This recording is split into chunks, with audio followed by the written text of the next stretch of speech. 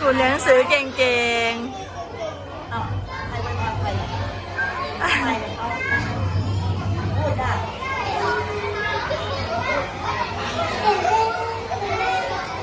ๆที่คุณเรียนเก่ เรียนหนั ง งสือเก่งๆอ้าวขอบคุณครับ ๆขอบคุณค่ะสวยๆสวย เรื่องนี้ไหม ๆยิ้มสวยยิ้มสวยโอ้โหสวยมากโอเคค่ะ นี่ก่อน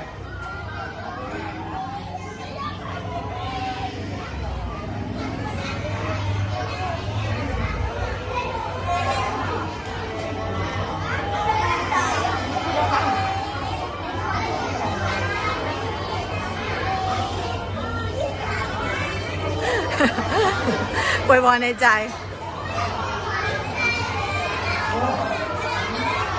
เอาไปพอในการรีบมา